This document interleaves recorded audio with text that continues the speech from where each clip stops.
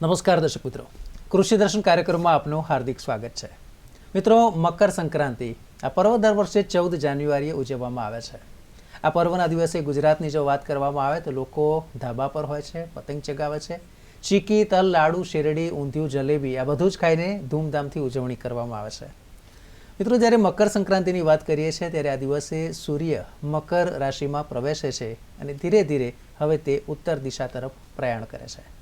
વાત કરીએ ધાર્મિક અને દાન પુણ્યની તો આ દ્રષ્ટિએ પણ આ પર્વ સવિશેષ મહત્વ ધરાવે છે, જેમાં ખાસ કરીને ગાયોને બાજરીની ઘૂઘરી અને અન્ય પશુઓને સાથે સાથે ધાન્ય ખવડાવવામાં આવે છે. લીલો સૂકો ઘાસચારો ખવડાવવામાં આવે છે. જો કે નિષ્ણાતો એમ પણ કહે છે કે એક જ દિવસમાં જો આ બધું જ ખવડાવવામાં આવે તો કદાચ પ્રાણીઓને એ પાચન ક્રિયામાં ખૂબ જ અઘરું પડી જતું હોય અને તેને કારણે ક્યારેક પશુનું મોત પણ થતું હોય છે. ત્યારે આ જ વિષય પર આજે આપણે ચર્ચા કરવી છે. આજનો આપણો વિષય છે મકર સંક્રાંતિ પર ધાન્ય અને લીલા ચારાના નિરણમાં કાળજી. આ જ વિષય પર ચર્ચામાં ભાગ લેવા માટે સ્ટુડિયોમાં આપણી સાથે પધાર્યા છે ડૉક્ટર હર્ષદ ગોસ્વામી, કે જેઓ મદદનીશ પશુપાલન નિયામક, જિલ્લા પંચાયત, અમદાવાદ, તેઓ આપણી સાથે જોડાયા છે. ડૉક્ટર હર્ષદ સર, આપનું ખૂબ ખૂબ સ્વાગત છે આ ચર્ચામાં. નમસ્કાર. નમસ્કાર સર, જ્યારે આ વિષય પર આપણે વાત કરીએ છીએ ત્યારે સૌથી પહેલાં આપણે દર્શક મિત્રોને એ માહિતી આપવી છે કે મકર સંક્રાંતિ એ શું છે અને તેની ઉજવણી સદીઓથી આપણે કરતા આવ્યા છે. શું કહેશો? બિલકુલ, ભારત એ તહેવારોનો દેશ છે. ઘણા બધા પ્રકારના તહેવારો આપણા દેશમાં ઉજવાય છે. દરેક તહેવારનું એક આગવું મહત્ત્વ હોય છે. મકર સંક્રાંતિનો જો આપણે અર્થ કરીએ તો મકર વત્તા સંક્રાંત. સંક્રાંતનો અર્થ થાય ભ્રમણ કરવું. સૂર્ય આ દિવસે ધન રાશિમાંથી મકર રાશિમાં પ્રણય કરે છે, એટલે આપણે મકર સંક્રાંતિ કહીએ છીએ. આ જ દિવસથી સૂર્ય ઉત્તર તરફ જતો હોવાથી તેને ઉત્તરાયણ પર કહેવામાં આવે છે. આપણા દેશમાં દરેક તહેવારનું ધાર્મિક રીતે પણ મહત્ત્વ છે, તો પુણ્યદાનની દ્રષ્ટિએ પણ ઉત્તરાયણનું એક મહત્ત્વ રહેલું છે. આ દિવસે લોકો ધાર્મિક શાસ્ત્રની માન્યતા મુજબ જો ગાયોને પૂજન કરવામાં આવે, એને અનાજ ખવડાવવામાં આવે કે નિરણ કરવામાં આવે તો પુણ્યની પ્રાપ્તિ થતી હોય છે. આના કારણે લોકો ગાયોને ઘાસનું નિરણ કરતા હોય છે, અનાજની બાજરીની ઘૂઘરી ખવડાવતા હોય છે. ગામડાઓમાં કૂતરાઓ માટે લાડુ કે શીરો બનીને પણ ખવડાવતા હોય છે. આમ લોકો વિવિધ રીતે પુણ્યની પ્રાપ્તિનો આ અવસર પ્રાપ્ત કરતા હોય છે. બિલકુલ સાહેબ, આપણે જે વાત કરી ત્યારે આપણે એ પણ દર્શક મિત્રોને જણાવવું છે, ધાર્મિક મહત્વની પણ આપણે વિસ્તારથી માહિતી આપી. મકર સંક્રાંતિ અને ખેતી એ એકબીજાના પૂરક કઈ રીતે છે? બિલકુલ સાચી વાત છે કે મકર સંક્રાંતિ જો જોઈએ તો ઉત્તર ભારતના અમુક રાજ્યો જેવા કે ઉત્તર પ્રદેશ છે, બિહાર છે, પંજાબ છે, આ બધાના રાજ્યોમાં ખેતીના પાકની જે કાપણી છે આ દિવસે શરૂઆત કરવામાં આવે છે. અને આ તહેવાર એ બાજુ લોહરીના નામે ઓળખાય છે. પંજાબમાં બિલકુલ, ખાસ પંજાબ. અને આ જે તહેવાર દક્ષિણ ભારતના રાજ્યો જેવા કે તમિલનાડુમાં આ પોંગલના નામે ઓળખાય છે. આમ ખેતી અને મકર સંક્રાંતિ એકબીજાના સાથે જોડાયેલો તહેવાર છે. બિલકુલ. અને એક બાબત એ પણ છે કે જ્યારે આ તહેવારોની વાત કરીએ ને તો ભારત એક કદાચ એવો દેશ છે કે જ્યારે પાકની વાવણી કરવાની હોય તો એનું પણ આપણે ધૂમધામથી ઉજવણી કરવામાં આવે, કાપણી કરવાની હોય તો એની પણ આપણે ઉજવણી કરવામાં આવે, અને કોઈ પણ આપણા જે ધાર્મિક વિધિ વિધાન છે ને એમાં પણ ક્યાંક આપણે જે ચોખાનો ઉપયોગ કરતા હોઈએ છીએ, જુદા જુદા અન્નનો ઉપયોગ કરતા હોય છે, ગોળનો ઉપયોગ કરતા હોય છે. એટલે કહેવાય કે આપણી જે સંસ્કૃતિ છે એ સીધી જ રીતે ખેતી અને ખેતીને આપણે ધર્મ સાથે જોડ્યા છે. અને કદાચ આ પણ એક કારણ હોઈ શકે કે જેને કારણે આજે દેશની 145 કરોડની જનતા વિશ્વમાં ભલે આફતો આવે છે પરંતુ ભારત એ બાબતે કેપેબલ છે, બધું જ ઝીલી લે છે. એ કારણે શક્તિમાન બન્યો છે દેશ. બિલકુલ સાચી વાત છે. એક ચર્ચાનો વિષય છે અને ચર્ચાનો વિષય એ છે કે હમણાં જ આપણે વાત કરી કે જ્યારે આપણે આ પ્રકારે પુણ્ય કરતા હોય છે પણ ઘણીવાર આપણને એમ પણ થાય કે ચલો આપણે નિરણ નાખીએ છીએ, લીલો કે સૂકો ઘાસચારો નાખીએ છીએ કે પછી બાજરીની ઘૂઘરી નાખીએ છીએ, બીજા અનાજ આપણે તેઓને ખવડાવીએ છીએ, પણ સવાલ એ છે કે શું આ એક જ દિવસે અને બધું જ જો એક જ દિવસે ગાયને કે અન્ય પશુને આપવામાં આવે તો એ પાચન કરી શકે ખરા? બિલકુલ સાચી વાત છે આપની કે એ દિવસે પુણ્યના આશયથી લોકો આ દિવસને પસંદ કરી અને એક સાથે ઓછી બધી ગાયોમાં ઘાસનું વધારે પડતું નિરણ કરે, વધારે પડતું અનાજ ખવડાવવામાં આવે. આના કારણે પેટમાં ગેસ ભરાવો, આફરો થવો, પેટનો અપચો થવો એ બધી પ્રક્રિયાઓ થતી હોય છે. ઘણીવાર જો આ પશુને યોગ્ય સારવાર ના મળે તો આ પશુ મોતને પણ ભેટતું હોય છે. આમ પુણ્યના આશયથી કરેલું કાર્ય ઘણીવાર પશુના મોતનું કારણ પણ બનતું હોય છે. એટલે આ બાબતે આપણે કાળજી રાખવી જોઈએ. બિલકુલ. અને એક ખાસ આપણે સમજવાની જરૂર છે કે આપણે હા દાન કરવી છે, વાત સાચી છે, પણ હવે એક આપણે જ વ્યક્તિ તરીકે વાત કરીએ કે રોજ આપણો ખોરાક ધારો કે તમે બિલકુલ 1 કિલોગ્રામ ખાતા હો અને અચાનક એમ કે આજે તમને 30 કિલો આવ્યા છે તો પછી એ ઓવરડોઝ થઈ જાય ને એની જે આડઅસર થાય એ પશુઓમાં પણ આપણને જોવા મળે, જે સ્વાભાવિક છે. અચ્છા, એક સામાન્ય એક સમજ આપણે જોઈએ છે કે આપણું વાત કરીએ તો ભાઈ આપણે કે ભાઈ જઠર છે, આપણી જે પાચન ક્રિયા છે, પશુઓમાં કઈ રીતે હોય છે ને ખાસ કરીને ગાયની એ જે પાચન તંત્રની સિસ્ટમ શું છે એની થોડી સમજ. હા, તો પહેલાં મનુષ્યની વાત કરું તો મનુષ્યનું જે હોજરી છે એ એક જ ભાગની બનેલી છે અને એમાં જે પાચન થતું હોય છે પાચક રસો દ્વારા થતું હોય છે. જ્યારે પશુનું જે જઠર છે 4 ભાગનું બનેલું હોય છે: રૂમેન, રેટિક્યુલમ, ઓમિઝમ, એબોમિઝમ, આમ 4 ભાગનું બનેલું હોય છે. અને એમાં જે રૂમેનનો જે ભાગ જે છે એમાં માઇક્રોફ્લોરા નામના બેક્ટેરિયાથી એનું પાચન થતું હોય છે. આ મનુષ્ય અને પશુ આ બંનેનું પાચન તંત્ર શરીર રચનાની દ્રષ્ટિએ પણ અલગ છે અને જે પાચન કરવાની જે ક્રિયા છે એની દ્રષ્ટિએ પણ અલગ પડે છે. એટલે એને એક કારણ છે કે જે આપણે કહી શકીએ કે જે હાડ પદાર્થ છે તો પણ એ એમના દ્વારા પાચન થઈ શકે છે. ઘાસચારો એ પચાઈ શકે છે જ્યારે આપણે નથી ખાઈ શકતા. બિલકુલ સાચી વાત છે. અચ્છા, વધુ પડતું જો અનાજ ખવડાવવામાં આવે તો કયા પશુને સૌથી વધારે અસર થાય ને ખાસ કરીને શું એ દિવસે કાળજી લેવી? બિલકુલ, અગાઉ વાત જે આપણે કરી એ પ્રમાણે ઉત્તરાયણના દિવસે લોકો વધારે પડતું અનાજ કે બાજરીની ઘૂઘરી વધારે ખવડાવતા હોય છે. હવે અનાજની અંદર કાર્બોહાઈડ્રેટ હોય છે. હવે પશુની અંદર જે આ કાર્બોહાઈડ્રેટ્સ હોય એનું પાચન જે થતું હોય એ જે ફર્મેન્ટેશનથી થતું હોય અને જ્યાં ફર્મેન્ટેશન થાય એના કારણે એસિડ ઉત્પન્ન થાય અને વધારે પડતું જ્યારે એસિડ ઉત્પન્ન થાય ત્યારે આ એસિડ છે લોહીમાં ભળે છે અને જે પરિસ્થિતિનું નિર્માણ થાય છે એને એસિડોસિસ કહેવામાં આવે છે. અને એસિડોસિસ જો વધારે પ્રમાણમાં થાય તો એને સમયસર સારવાર ન આપવામાં આવે તો પશુ મૃત્યુને પણ ભેટતું હોય છે. એટલે વધારે પડતું અનાજ એ પશુ માટે ઘણીવાર મોતનું કારણ બનતું હોય છે.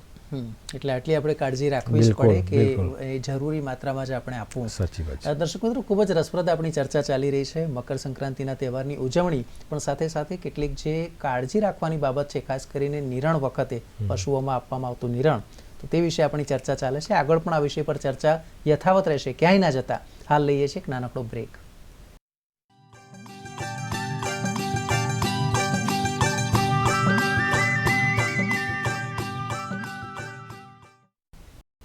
બ્રેક બાદ ફરી એકવાર આપનું સ્વાગત છે. દર્શક મિત્રો, આજે જ્યારે મકર સંક્રાંતિના પર્વની ઉજવણી થઈ રહી હોય ત્યારે આપણે વાત કરીએ છીએ કે મકર સંક્રાંતિ પર ધાન્ય અને લીલા ચારાના નિરણમાં કાળજી શું રાખવી. ડૉક્ટર હર્ષદ ગોસ્વામી સાહેબ છે જે આપણને આ વિષય પર માર્ગદર્શન આપે છે. તેમની જ્યારે આપણે વાત કરીએ છીએ ત્યારે જે બ્રેક પહેલાં આપણે ચર્ચા કરી કે આપણી જે પાચન ક્રિયા છે મનુષ્યની અને પશુઓમાં તે અલગ હોય છે. 4 જુદી જુદી જે હોજરી હોય છે તે ગાયમાં આપણને જોવા મળતી હોય છે અને એને કારણે કેટલાક પદાર્થ છે જેને પાચનમાં સરળતા પેદા કરાવતા હોય છે. સાહેબ, આપણે બ્રેક પહેલાં જે એક વાત કરી ને કે એસિડોસિસ તમે બોલ્યા કે એ જો થાય તો એને કારણે પછી તકલીફ વધી જતી હોય છે.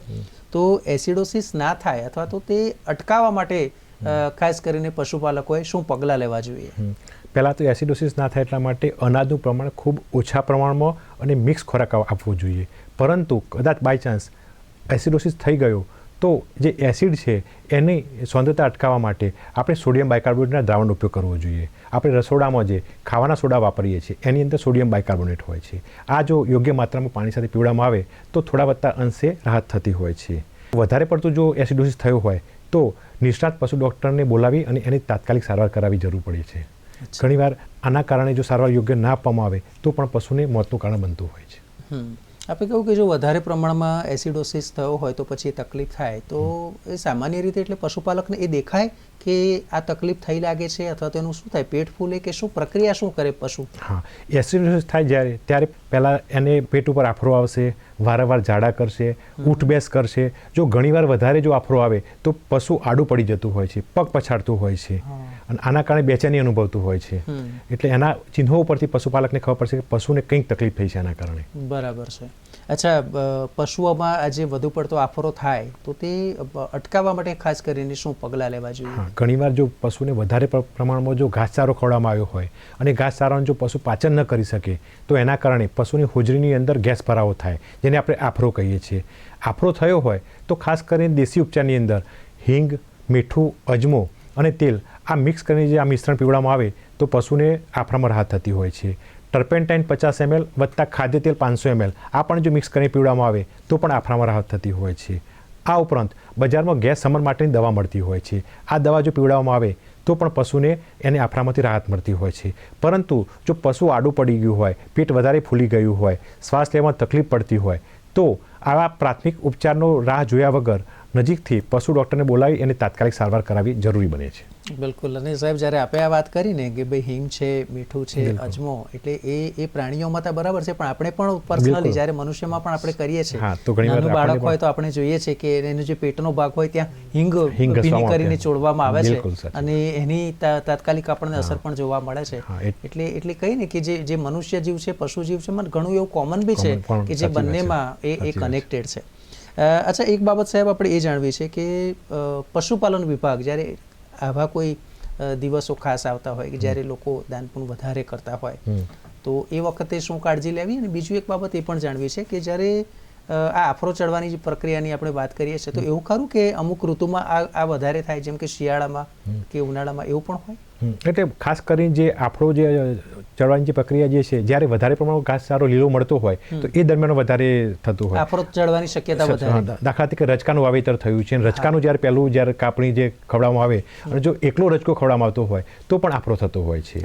અથવા લીલા ઘાસચારો પર જ્યારે વધુ પશુ રહેતું હોય અને એ સિવાય સૂકો ચારો ન મળતો હોય તો પણ આવું થતું હોય છે. એટલે અમારી સલાહ છે કે ભાઈ લીલા ચારા સાથે સૂકો ચારો પણ મિક્સ કરીને ખવડાવવો જોઈએ. આમ સપ્રમાણસર જો ચારો ખવડાવવામાં આવે તો પશુને આવે આફરા જેવી બીમારીથી અટકાવી શકાય છે આપણે. અચ્છા, આમાં એવું પણ ખરું કે લીલો ઘાસચારો છે, સૂકો ઘાસચારો છે, સાથે અમુક અનાજ અથવા તો મિનરલ મિક્સર કે એવું પણ આપે તો એ કેટલી માત્રામાં આપવું જોઈએ? બિલકુલ. આમ તો એવું કહેવાય છે કે ભાઈ 2/3 લીલો ચારો હોય તો 1/3 સૂકો ચારો આપવો જોઈએ અને સાથે મિનરલ મિક્સર 50 ગ્રામ એ આપવું જોઈએ. મિનરલ મિક્સરના કારણે પશુમાં જે ખનિજ તત્વોની જે ઉણપ થતી હોય છે એ ઉણપથી થતા રોગો અટકાવી શકાય છે.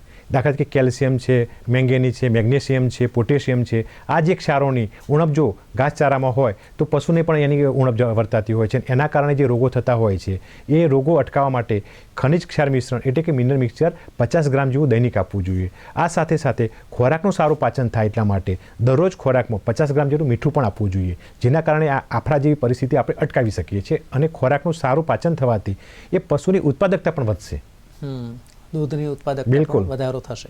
અચ્છા, એવું ખરું કે જે જુદી જુદી ગૌશાળાઓ છે અથવા તો જે પોતે જે પશુપાલક છે એ વિશેષ કરીને શું કાળજી લે જ્યારે એને ખબર પડે કે આજના દિવસે લોકોએ વધારે ખવડાવ્યું છે અથવા એમના પશુએ વધારે ખાધું છે અને એને પહેલેથી એક અંદાજ છે કે આવું થઈ શકે તો શું પ્રિકોઝન લે? એટલે ગૌશાળા અથવા તો જે ગાયોના જે સંચાલકો હોય એમને ખ્યાલ પડે કે આ દિવસે લોકો વધુ ખવડાવશે તો એ દિવસ સાંજે પશુને ક્યાં તો ખોરાક આપવાનું બંધ કરી દે છે આ લોકો, અથવા તો પછી એને સામાન્ય ચિહ્નો દેખાય તો એને ટર્પેન્ટાઇન ઓઇલ, ખાદ્ય તેલ એ થોડું મિક્સ કરીને પીવડાવશે. હિંગ, અજમો મેં અગાઉ જે કહ્યું એ પ્રમાણે પણ દેશી ઉપચાર કરીને એને રાહત આપવા માટે પ્રયત્ન કરશે એ લોકો. અને મોટાભાગે ગૌશાળાના સંચાલકો જે દાનમાં આવતું હોય એ વસ્તુને સપ્રમાણસર જ ખવડાવાય એવો આગ્રહ રાખતા હોય છે. એટલે એક સાથે પશુને વધારે પડતો અનાજ કે ઘાસચારો ન જાય એની પણ એ લોકો કાળજી રાખતા હોય છે. અચ્છા, આપણે એવું પણ થઈ શકે ને કે ધારો કે કોઈને દાન કરવું છે, આજના દિવસે દાન કરવું છે તો આપણે એને રોકતા નથી, પણ આપણે એને કહીએ કે ભાઈ તમે તમારો હાથ અડાડી દો અને અમે થોડું એ માટે ગાયને આપીએ છીએ અને બીજું અમે સ્પેરમાં રાખીએ છીએ અને જેવું આવતીકાલે કે પરમ દિવસે એ રીતે અમે એટલે ગ્રેજ્યુઅલી એનો ઉપયોગ પણ થાય એનો, કારણ કે એક સાથે બધું જો ગાય દ્વારા ખાવામાં આવશે તો પછી આ બધી જ જે આડઅસર છે તે આપણને થાય સ્વાભાવિક છે. તો શું એવી રીતે પણ સમજ આપી શકાય? એવી સમજ આપી શકાય, કારણ કે શું મોટાભાગે આપણે જે પુણ્ય કમાવાના આશયથી લોકો એવું વિચારતા હોય કે હું જાતે ખવડાવું. હવે જાતે ખવડાવવામાં 1-2 એવા ઘણા બધા લોકો એક સાથે વધુ માત્રામાં જો ખવડાવે તો પશુ બીમાર પડે છે.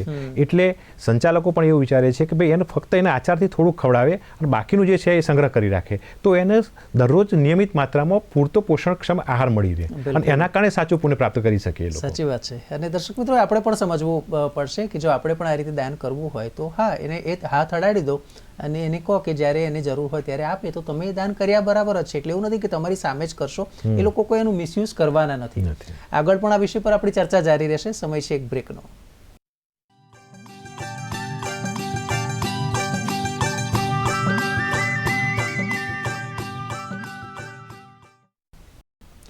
બ્રેક બાદ આપનું સ્વાગત છે. દર્શક મિત્રો, આપણે ચર્ચા કરી રહ્યા છે કે મકર સંક્રાંતિ અને આ પર્વ પર ધાન્ય અને લીલા ચારાના નિરણમાં શું કાળજી રાખવી. ડૉક્ટર હર્ષદ ગોસ્વામી આપણને માર્ગદર્શન પૂરું પાડી રહ્યા છે. સાહેબ, ચર્ચા આગળ વધારીએ. બ્રેક પહેલા જે આપણે વાત કરી, હવે એ જાણવું છે કે પશુપાલન વિભાગ સરકાર દ્વારા શું પગલાં ભરવામાં આવે છે પશુપાલકોને ખાસ કરીને, અને જે લોકો આ પુણ્ય કરતા હોય છે તો એમના માટે પણ વિશેષ હોર્ડિંગ્સ કે બેનર કે લગાવતા? બિલકુલ બિલકુલ. પશુપાલન વિભાગ આ સમય દરમિયાન ઉત્તરાયણના પર્વ દરમિયાન ઘાસચારાના નિર્ણયમાં પશુઓની શું કાળજી લેવી, કેવા પ્રકારનું અનાજ ખવડાવવું, આ માટેની માહિતી આપવા માટે હોર્ડિંગ બેનર્સ લગાવતા હોય છે. પ્રચાર પ્રસારના માધ્યમો જેવા કે ટીવીના માધ્યમથી, છાપાઓના માધ્યમથી, દૂધ મંડળીઓ દ્વારા પશુપાલકો અને આમ જનતાને એની સમજ આપતા હોય છે. આ બાબતે શાળાઓમાં પણ આ બાબતની જાગૃતિ માટેના કાર્યક્રમો યોજવામાં આવતા હોય છે. આ ઉપરાંત ઘાયલ થયેલા પશુ પક્ષીઓ માટે સરકારશ્રી દ્વારા કરુણા અભિયાન એક ચલાવવામાં આવે છે, જે દર વર્ષે 10 જાન્યુઆરીથી 20 જાન્યુઆરી સુધી આ અભિયાન ચલાવવામાં આવે છે. આ અભિયાન ઘાયલ થયેલા પશુ પક્ષી અને બીમાર પશુની સારવાર માટેનું આ અભૂતપૂર્વ અભિયાન છે. આ અભિયાન સરકારશ્રીનું પશુપાલન વિભાગ અને વન વિભાગના સંયુક્ત ઉપક્રમે આ અભિયાન ચલાવવામાં આવે છે. આ અભિયાનની અંદર સ્વયંસેવી સંસ્થાઓ, દયા પ્રેમીઓ વગેરે લોકોનો પણ સહયોગ લેવામાં આવે છે.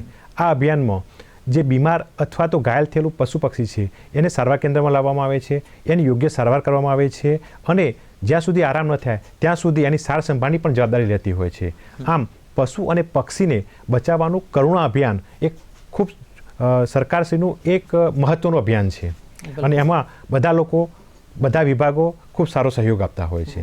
સાહેબ, આપણે જે વાત કરી કે વન વિભાગ અને પશુપાલન વિભાગના સંકલનથી આ 10 દિવસ માટે વિશેષ કાર્યક્રમ યોજવામાં આવે છે, એવું પણ થતું હશે ને કે ઘણીવાર જેમ આપણને ઘણીવાર થાય છે કે મનુષ્યને ગળામાં ભાગે દોરીથી નુકસાન થયું, તેવી રીતે પશુ પક્ષીઓને પણ થતું હશે, તો એ માટે પણ એ લોકોને પણ ટ્રેનિંગ, એના ઇક્વિપમેન્ટ, એના સાધનો, મેડિકલ કિટ્સ બધું આપવામાં આવે છે? બિલકુલ બિલકુલ. આ અભિયાન સારું થાય એ પહેલાં ગુજરાત સરકારનું પશુપાલનના વિભાગના અધિકારીઓ, વન વિભાગના અધિકારીઓ, સ્વયંસેવીના સંસ્થાઓના જે સ્વયંસેવકો છે એ બધાની એક મિટિંગ કરવામાં આવતી હોય છે, અને એક તાલીમનું આયોજન કરવામાં આવતું હોય છે કે પશુ અથવા તો પક્ષીને કેવી રીતે રેસ્ક્યુ કરવું. દાખલા કોઈ પક્ષી બીમાર પડ્યું છે અથવા પક્ષી ઘાયલ થયું છે તો એને કેવી રીતે પકડવું, કેવી રીતે એનું હેન્ડલિંગ કરવું, એની પહેલાં પ્રાથમિક સારવાર શું કરવી, અને ત્યાંથી દવાખાના સુધી લાવતી વખતે શું કાળજી લેવી, આ તમામ પ્રકારની માહિતી અમને આપવામાં આવતી હોય છે. અચ્છા સાહેબ, કેટલાક જે સ્વયંસેવકો હોય કે જો એ વેટરનરી ડૉક્ટર નથી પણ એને એમ થાય કે આ 10 દિવસ મારે પશુ પક્ષીઓની સેવા કરવી છે, ધારો કે ઇન્જર્ડ થયા હોય, તો એ લોકો પણ એમાં ભાગ લઈ શકે? હા, બિલકુલ ભાગ લઈ શકે. આ માટે એને વન વિભાગનો પણ સંપર્ક કરવો જોઈએ, કારણ કે છેલ્લે જે પશુ પક્ષી બીમાર થયા પછી જ્યારે જે સાચવવાનું થાય અથવા તો શિડ્યુલ એચનું જે પક્ષી છે એને જો રાખવાનું હોય તો વન વિભાગ રાખતું હોય છે. તો વન વિભાગને જાણ કરે તો વન વિભાગ એના માટે પૂરતા સાધનો આપતા હોય છે. વત્તા અમારા પશુ દવાખાને ખાતે પણ જો સંપર્ક કરે તો પણ એને આની પ્રાથમિક સમજ આપવામાં આવતી હોય છે. એટલે કે જે પશુ અને પક્ષીને જે બચાવવાનું જે અભિયાન છે એમાં દરેક એમાં સહભાગી થઈ શકે છે.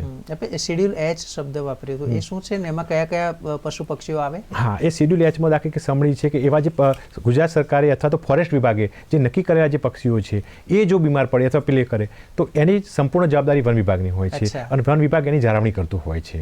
બીજા પશુ પક્ષીને તો સાચવવાના હોય જ, પણ આ પક્ષીઓને તો ખાસ કરીને એને લઈ જવાના. બાકી મોર છે તો એને પણ સરકાર, વન વિભાગ એની વિશેષ કાળજી લેતું હોય છે. આમ શેડ્યુલ એચના જે પક્ષીઓ જે છે એને સાચવવાની જવાબદારી વન વિભાગ ખૂબ સારી રીતે નિભાવતું હોય છે. કેટલાક એન્ડેન્જર્ડ એનિમલ છે કે પક્ષી છે તો એની વિશેષ કેર લેવામાં આવે. બિલકુલ.